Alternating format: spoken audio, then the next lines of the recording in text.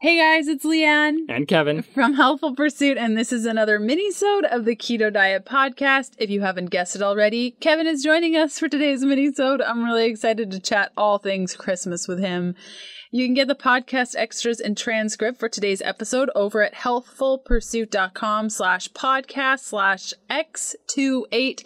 And if you haven't already checked out our epic keto holiday gift guide, it'll be in the podcast extras for this week.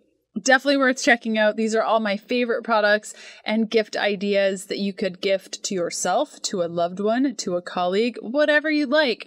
I got one cool thing for you today before we get started, and that is that if you enjoy these podcasts and you're like, yeah, I feel so motivated, I learned so much, my online membership program, Happy Keto Body, is 12 weeks of all of that and so much more. We cover every topic under the sun, answer your questions, and really dig deep into all things health, hormones, weight loss, and keto.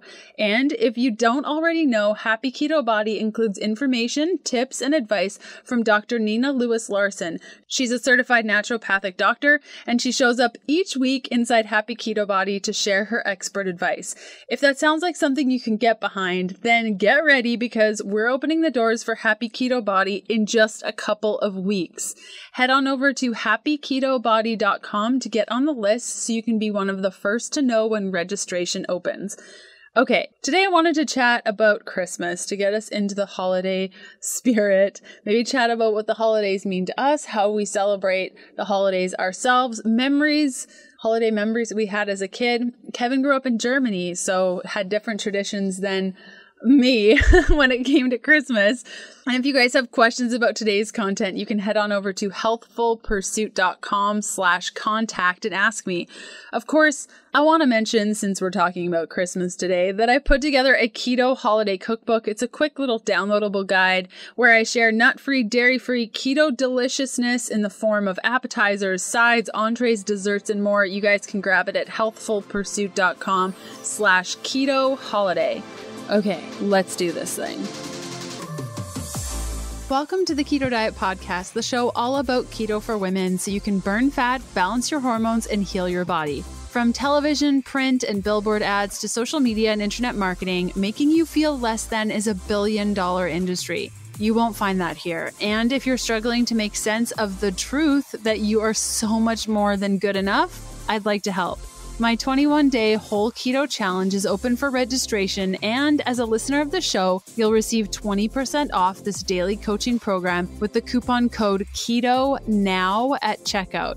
Go to healthfulpursuit.com/whole, use the code KETONOW for your 20% off. Whole Keto complements your healthy keto lifestyle so you can repair your relationship with your body and start living your joy now.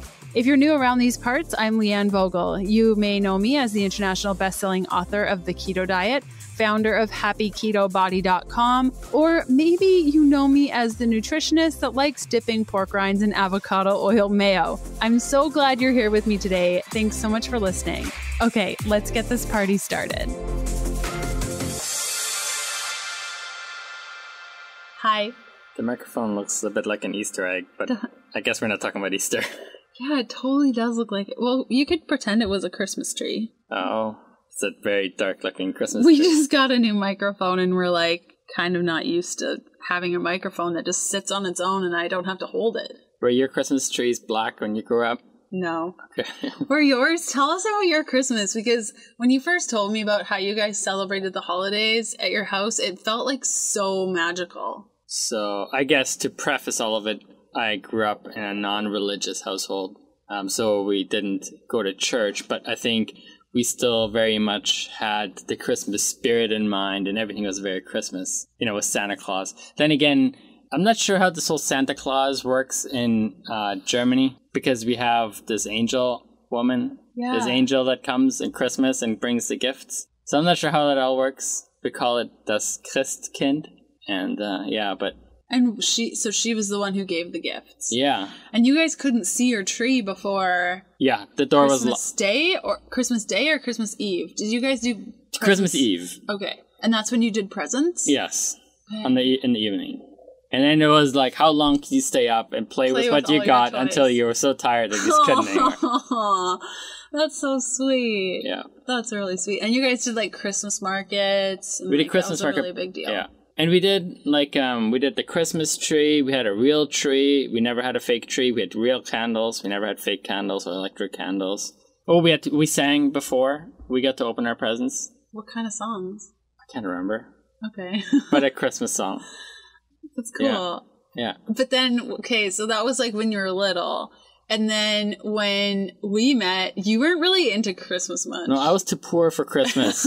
I mean Christmas. Because do you remember the first Christmas we spent together?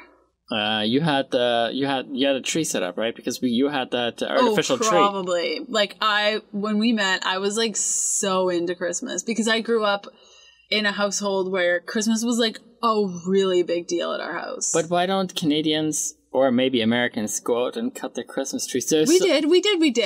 Only until okay, so I got a fake tree when I moved out because I didn't have a big enough vehicle to get a tree back. So that's why I got a fake tree. And that's where it started. And I guess there's no point in cutting down trees either.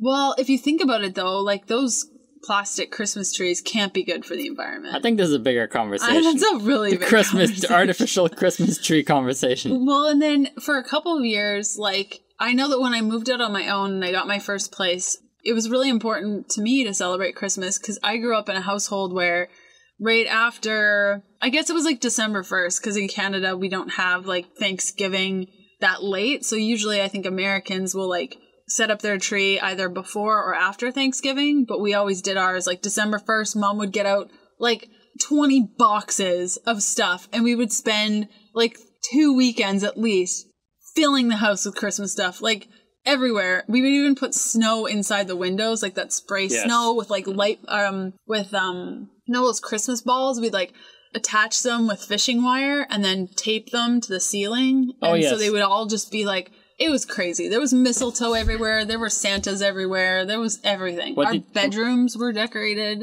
Back to today's episode in a sec. Today's episode is sponsored by Perfect Keto. Perfect Keto creates the ultimate products for making the keto lifestyle easier and more effective. All of their products are dairy-free, made in the USA, gluten-free, doctor-approved, and use 0 fillers. From exogenous ketones to boost your ketone levels for mental clarity, keto bars for a quality fat snack, MCT oil powder for making your coffee fatty and creamy without the dairy, and so much more. You can get 20% off anything in their shop by going to perfectketo.com/KDP. Use the coupon code KDP for your 20% off anything your heart desires. If you're unsure of the link, simply check out today's show notes for all the details.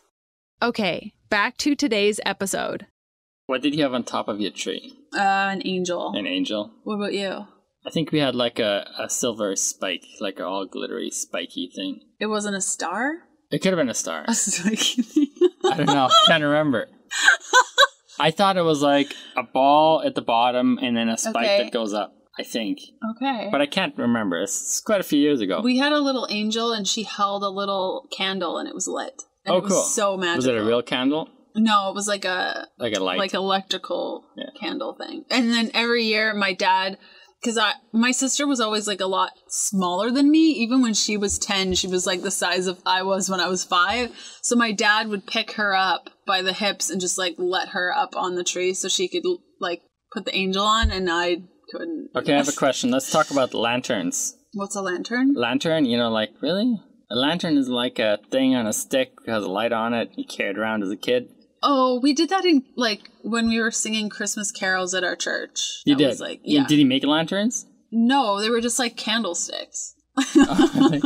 So we would hold candlesticks. So we had this whole, I'm pretty sure it was around Christmas, we had this whole lantern march thing.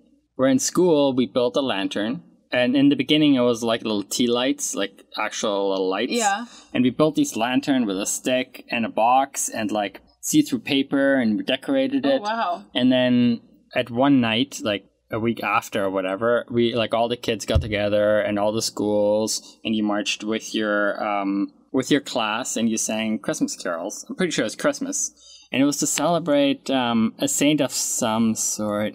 Can't remember, or maybe it was a Roman soldier on a horse, and he met a beggar, and it was really cold outside, so this Roman soldier took off his coat, his cloak, yeah, exactly, and cut it in half with a sword, and gave. Oh, I remember this story. Yeah. So I mean, I really should show this up. I should look this up because it was such a big part of my growing up. That reminds me, the dance studio that I was part of every year. It's not like Instance Dance.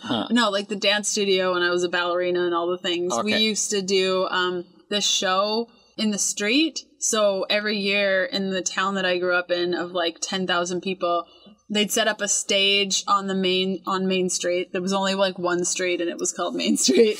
And they'd set up a stage and they'd have like wheelbarrows and like haystacks and like music, and we would dance on the stage and do like with our little mittens on and our, what do they call, earmuffs, and our boots, and we would like dance on stage. Would you dance to like a Christmas? Yeah, it was all song? Christmas songs. Did you have any Christmas plays? Not really. Like, I think we did like maybe once in my childhood, but it wasn't a really big deal. It was mostly like church stuff. Like I was in the what's it called?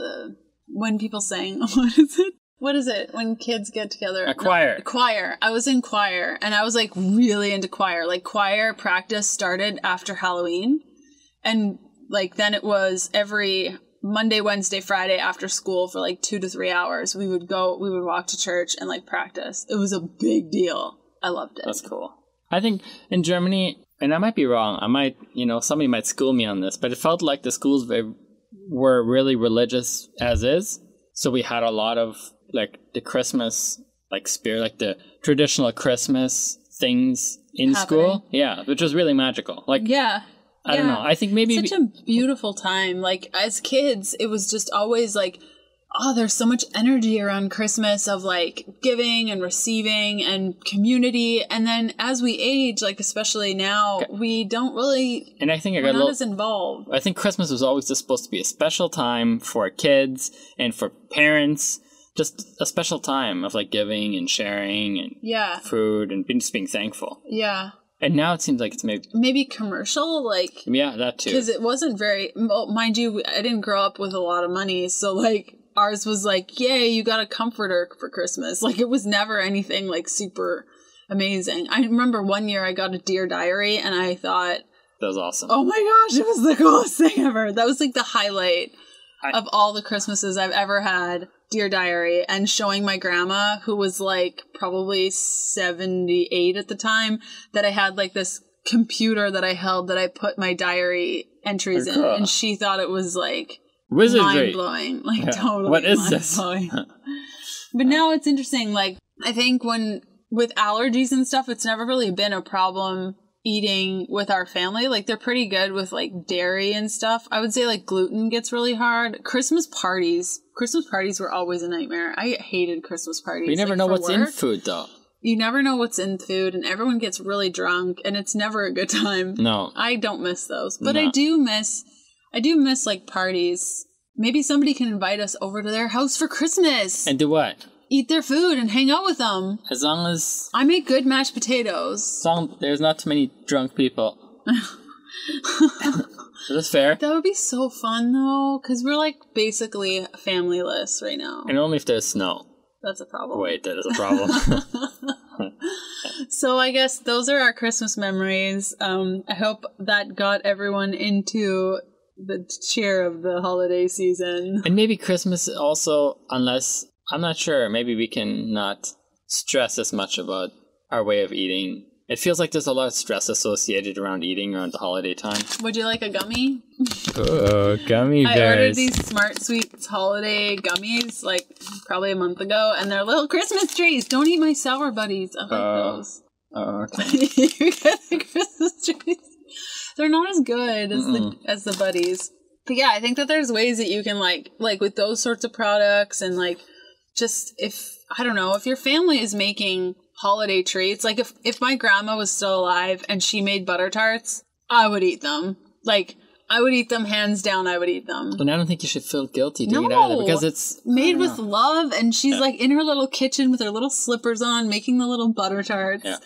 Like of course I'm gonna eat them. We can pick it up right after, like just like it's one day. It's like maybe 3 days out of 365 days And you're surrounded by family and people that you love. I mean, don't go overboard. Don't eat all the chocolate off the tree. Well, hey, I'm going to correct you on that.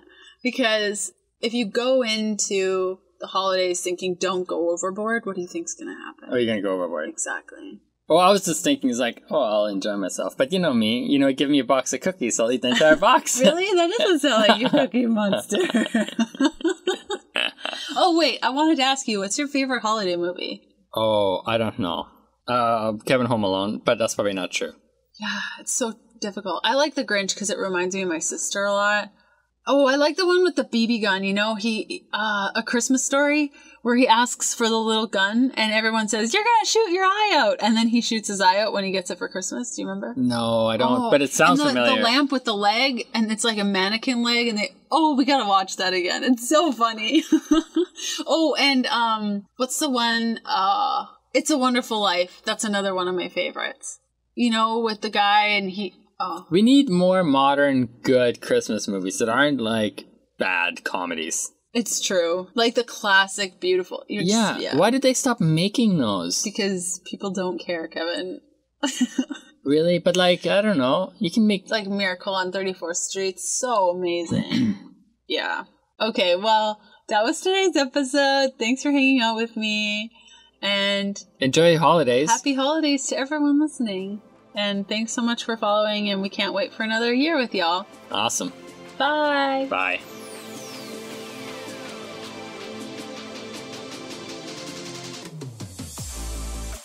Thanks for listening to the Keto Diet Podcast. Join us again in a couple of days to discover more keto for women secrets for your fat-fueled life. The Keto Diet Podcast, including show notes and links, provides information in respect to healthy living, recipes, nutrition, and diet, and is intended for informational purposes only. The information provided is not a substitute for medical advice, diagnosis, or treatment, nor is it to be construed as such. We cannot guarantee that the information provided on the Keto Diet Podcast reflects the most up-to-date medical research. Information is provided without any representations or warranties of any kind.